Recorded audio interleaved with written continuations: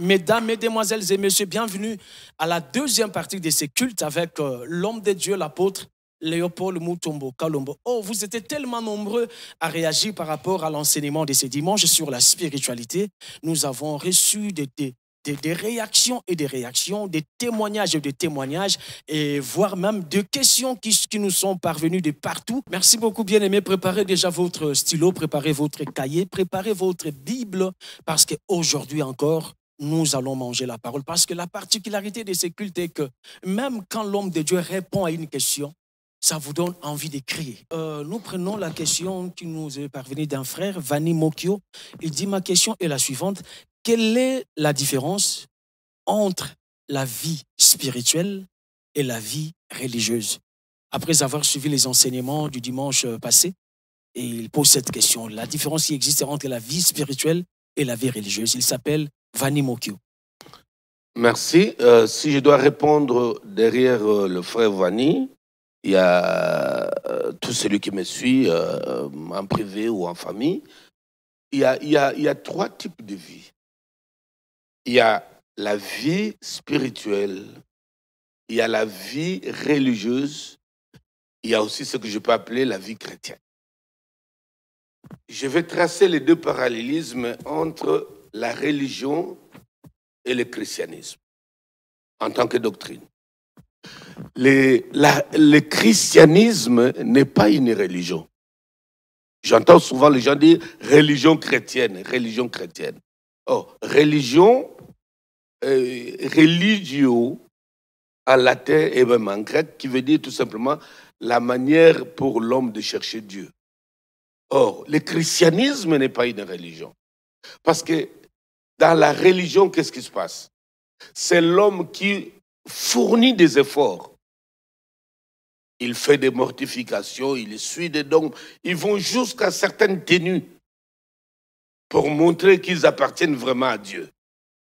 Donc, dans la religion, c'est l'homme qui prend l'initiative pour chercher des voies et moyens qu'on lui a présentés, supposément, pour rencontrer Dieu, pour se rapprocher de Dieu.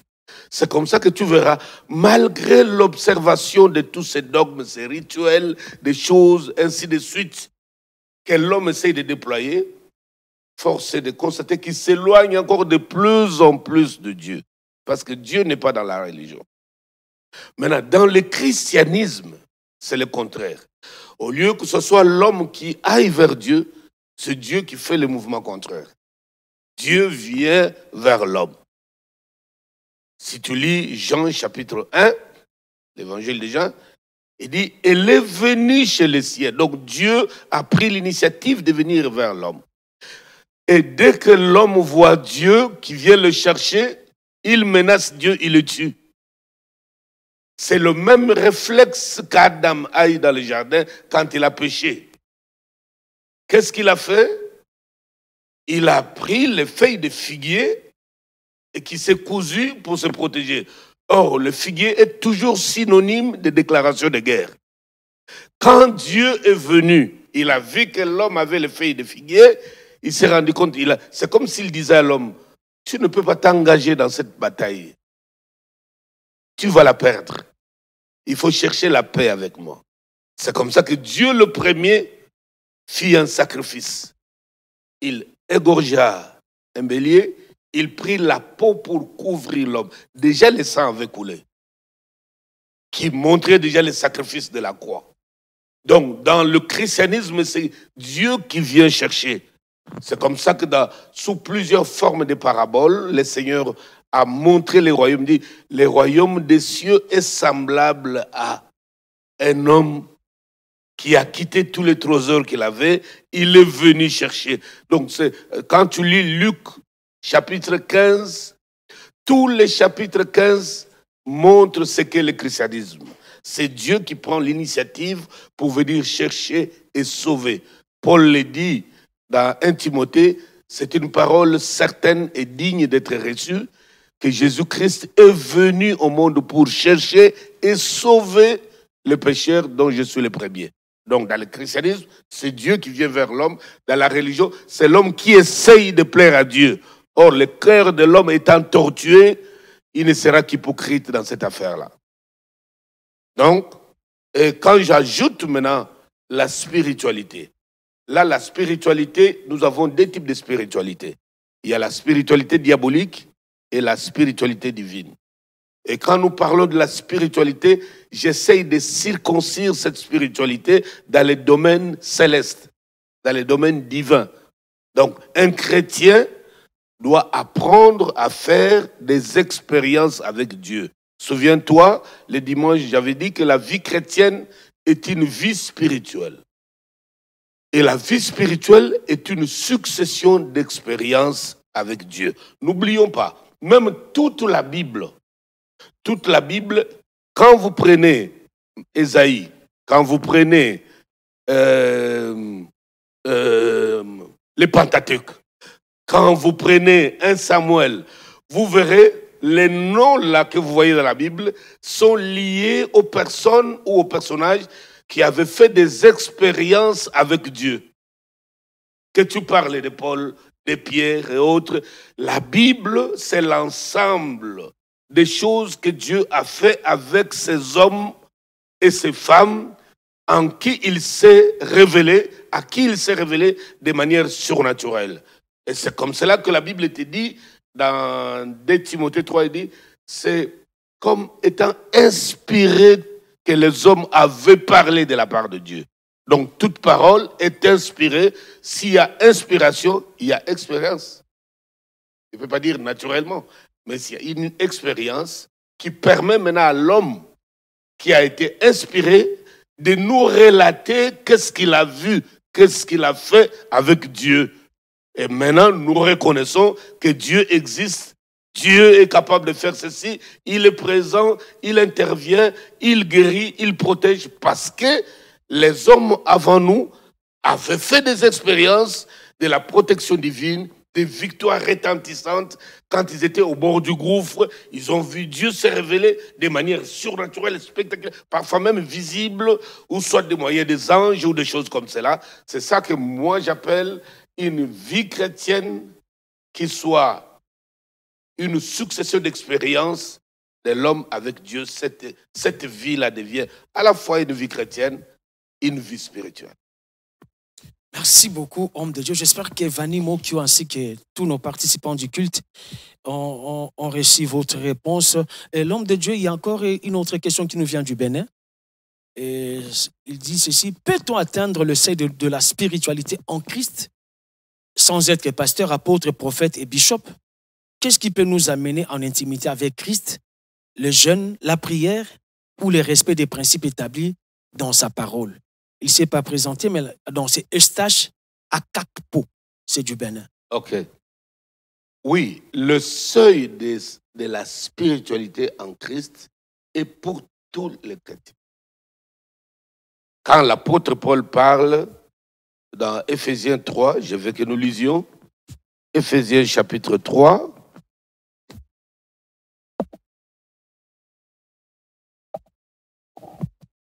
Éphésiens chapitre 3, versets 14 à 21. À cause de cela, je fléchis les genoux devant le Père, duquel tire son nom toute famille dans les cieux et sur la terre. Ici, il y a encore un très grand mystère dans ce verset 14. Verset 15. Il dit, devant le Père duquel tire son nom.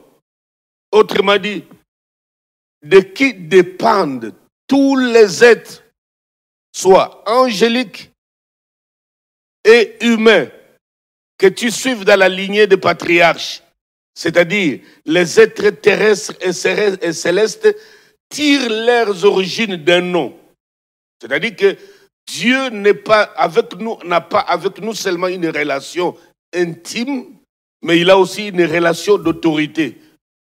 Donc le Père, même dans les temps antiques, les pères ne développaient pas seulement une relation d'intimité avec ses fils et ses filles, mais il avait aussi une relation d'autorité. C'est comme cela que dans la relation d'autorité, Abraham pouvait prendre Isaac, l'amener pour le sacrifice sans que celui-ci ne résiste.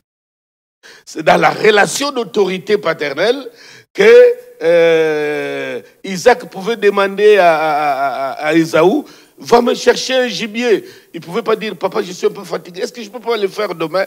Mais dans cette relation d'autorité, le fils exécute d'abord. Et la Bible nous dit, Paul nous révèle un grand mystère. Il dit, j'ai fléchi les genoux devant le Père. Quel Père? C'est le Père de qui dépendent toutes les familles des cieux et sur la terre.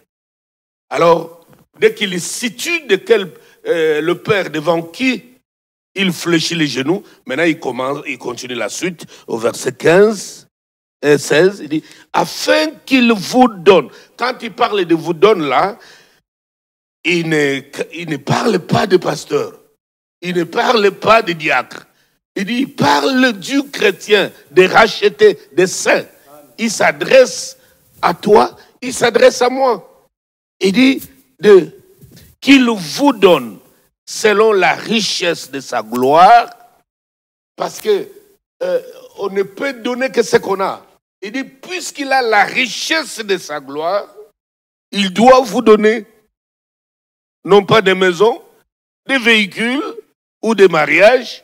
Il dit d'être puissamment fortifié par son esprit dans l'homme intérieur. Et là, la démarche vers la spiritualité vient de démarrer. Donc, nous devons être puissamment fortifiés. Ici, il s'adresse à toi, bien-aimé, et il s'adresse à moi. Il dit, en sorte que Christ habite, verset 17, dans vos cœurs par la foi, afin qu'étant enraciné et fondé dans l'amour, vous puissiez comprendre avec tous les saints quelle est la largeur, la longueur, la profondeur et la hauteur, et connaître l'amour de Christ qui surpasse toute connaissance, en sorte que vous soyez remplis jusqu'à toute la plénitude de Dieu. Donc, je peux dire que jusqu'à toute la plénitude de Dieu, c'est le seuil de la spiritualité. Parce que le verre n'est pas à moitié plein. Il est plein et il déborde.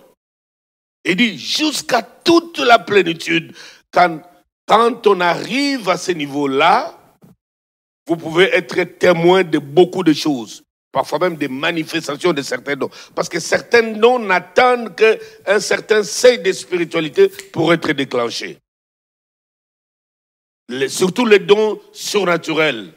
Les dons des miracles, des prodiges, des signes.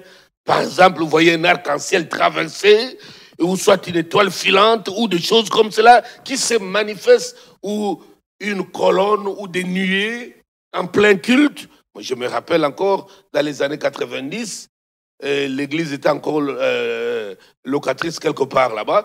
Quand, en plein culte un dimanche, il y a des nuages, pas comme des neiges, qui se sont manifestés en plein culte un dimanche. Donc, pour atteindre le seuil de spiritualité, dès que vous atteignez ce niveau, c'est comme ça que vous avez les expressions dans la Bible, dans les Actes des Apôtres, de Paul fixant les regards sur lui, ou Paul, rempli de l'esprit, regardant la femme qui avait l'esprit de Python, dit, toi, je t'interdis de dire ça, sort d'elle. Ou soit Pierre est rempli du Saint-Esprit, regardant les messieurs et dit, je n'ai ni or ni argent. Donc, quand la coupe déborde, il y a forcément des choses terribles qui peuvent se passer. Donc, le seuil de spiritualité concerne tout enfant de Dieu né de nouveau. Pour les ouins, ça c'est un autre domaine. C'est un autre paramètre, des alliances, des apparitions, des choses, ainsi de suite. Comme nous avions défini l'onction les dimanches passés et les restes des jours. Mais l'essai de spiritualité, c'est une démarche que Dieu nous veut tous ensemble pour atteindre, arriver là où il est. C'est là où il nous attend. On va prendre la dernière question, faute de temps, et puis on va continuer peut-être demain avec d'autres questions. Il y a Jonathan Yobel qui dit « Bonjour, homme de Dieu. Ma question est celle-ci. Par rapport à la spiritualité telle qu'enseignée par l'apôtre, est-ce qu'il faut chercher un grand esprit, un oint, ou plutôt une bonne assemblée? Le 2, je peux m'ajouter un troisième. Parce que la spiritualité, tu peux désirer Dieu d'une certaine manière. Comme les psaumes le disent, comme une biche court après un courant d'eau, ainsi mon âme cherche l'Éternel. Tu peux entendre comme ça, ressentir en toi une soif particulière, une faim particulière, pendant une période de chercher Dieu. Non pas qu'il t'ait, comme les gens disent, qu'il t'utilise ou des choses comme ça, mais l'âme a juste soif de Dieu. Et Dieu peut créer, parce que c'est lui qui produit à nous le vouloir. Tu peux sentir qu'il a suscité un besoin en toi, mais le même Dieu va te conduire quelque part. Et là, tu vas recevoir un certain type de repas qui va accélérer ta spiritualité. Parce que n'oublions pas, il y a certaines assemblées, parfois même tu avais des petites ailes à toi, entre guillemets. Dès que tu arrives là-bas, c'est comme si on a jeté un seau d'eau. Tu t'es refroidi encore plus que ce que tu n'étais avant. Tu vois, donc, l'environnement spirituel, une bonne église, où non pas un pasteur qui a une âme sale, avec beaucoup de rapines, et des règlements de comptes, il a des conflits intérieurs. Non, non, non, non, pas ça.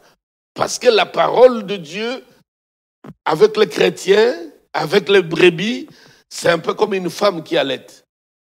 Si le sein maternel est déjà infecté, dès qu'il veut allaiter, elle va contaminer l'enfant. Donc le pasteur, c'est comme ça. C'est comme ça que tu verras certains prédicateurs qui prêchent bien, mais l'église ne grandit pas. Mais il est en train d'assassiner son auditoire avec toutes les rapines qu'il y a dans son cœur et toutes ces, dont le cœur est presque comparable à une sorte d'immondice où on jette toutes les saletés. Et quand il veut communiquer, c'est l'odeur nauséabonde, spirituellement parlant, qui communique. Donc l'environnement est très important. La vie de prière, la vie de prière et de jeûne fait partie des exercices spirituels qui boostent la spiritualité. Mais surtout, il faut rencontrer un grand esprit.